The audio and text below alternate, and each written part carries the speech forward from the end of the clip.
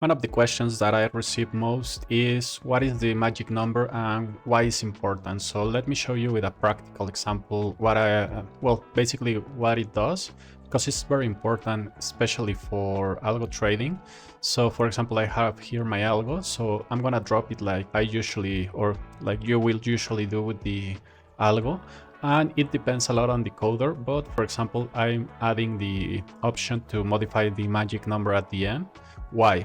Because this magic number, what it does is tells the EA what type of orders are in the EA control. So for example, I'm gonna show you, you can also set long or short based in the magic number. So let me just set long with the 777 magic number, and you'll see algo will open only by positions. Okay, so if I open a new chart, also XAUUSD, same expert advisor, but different magic number. In this case, I'm gonna set short only for 888. Okay, so what will happen in this case? As you can see, it will open a short trade. Okay, so let me show you.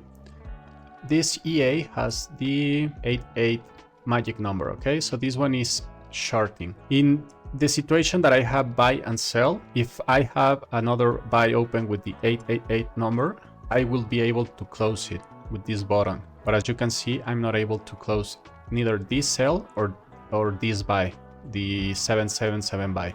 And if I do the opposite with the buy example with this and clicking the sell, it won't happen anything. So if I just click buy, it closes. And if I click sell, it closes. So it's just pretty much a way of saying to the EA that you're able to, or pretty much that this is the orders that the EA needs to control. I don't know why it's not closing here, but pretty much that's the idea. Okay, there it is. So the EA doesn't know what you're doing, or the EA doesn't understand the market. Like, it's only a piece of code. So this is a general overview of telling the EA, hey, this is the trades that you have open and the ones that you need to manage. Okay, so if you use multiple EAs at the same time, just make sure the magic number is not the same.